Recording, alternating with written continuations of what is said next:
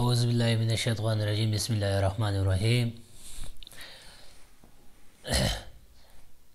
تقریبا یو څو ورځې کېږي تحریک لبیک والا بیا احتجاجونه او دغه شروع کړي دي.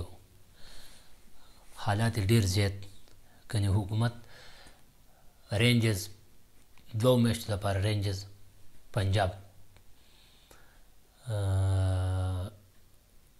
ته حواله کړو. نو داسې معلومیږي چې حالات ورو ورو دغه کېږي، مذاکرات یې همیشه ناکامه کېږي. د خبره شروع شوې وه د پیغمبر سلام په شان کې ګستاهي وشوه فرانس وکړه. اول په هغو کې دا مسله دا راووته چې یاره سفیر دی د دې پاکستان د دو سفیر لرې کړی شي. خبره پای روانه وه حکومت ورته وایي چې ټیک ته موږ لرې کوو. حکومت د هغې خپلې خبرې له وتښتېدو او مذاکرات یې ناکامه شو. ټول تحریک لبیک والا کوم چې د هغو شورا مشران وو هغه ټول یې جیل ته واچول او د اوسه پورې په جیل کې دي تقریبا. نو پای کې ډېر تقریبا دا 15-16 میاشتې پکې تېرې شوې. اوس پکې خبر راله دغه ته د دې تحریک لبیک والا کوم مشر چې دی د هغو اکاونټونه د بینک اکاونټونه یې وله بین کړي دي او جایداد یې وله بین کړی دی او تقریبا ډېر زیات هر څه یې وله بین کړي دي. او مذاکرات په دې کې اوس خبر دې ته را روانه چې مذاکرات په دې ځای کې ناکامه کېږي. اوس نه د سفیر خبره شته او نه د دغه خبره شته. خبره په دې باندې ده چې یاره د دو دغه ولې بین شوي دي.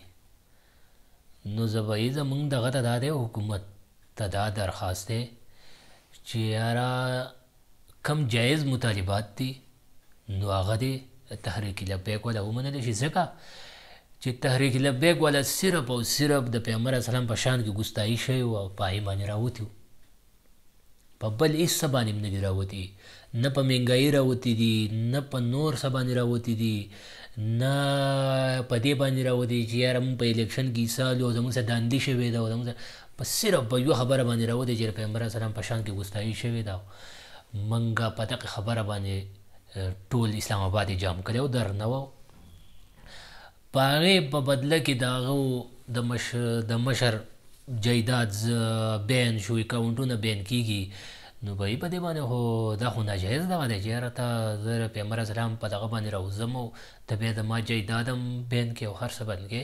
نو زموږ حکومت ته دا دغه دی چې تحریک لبیک چې کوم مشران شورا مشران دي هغه دې ټول زر ته زر رها کړی شي او کم دغه چې د دو بین شوي دي هغه دې آزاد کړی شي.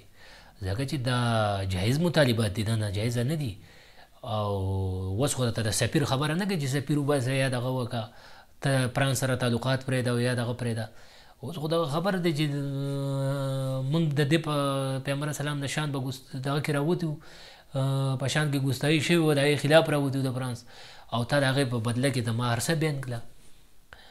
نو عمران خان حکومت ډېر ناجایزه کوي او یو شیخ رشید صاحب دونه ویمه راایستې ده چې پته نه لګي. یو دروغ هم پکې وایي ډېر زیات په خپل دغه کې. نو زموږ دغه ته دا دغه دی چې د هغې د کوم جایز مطالبات دي هغه دې ونه منل شي. په خپله به خلک ننوځي چې ته د هغې مطالبات نه منې نو به دا خو ډېره ګرانه ده چې سبا به نور به دې ملک به نور څه کېږي او ته به د خلک هر څه بین کې. په دې کې د بین کولو څه دغه دی. نو بس زما نن دغه یو ټاپک باندې خبرې وې تحریک لبیک والا باندې. والسلام.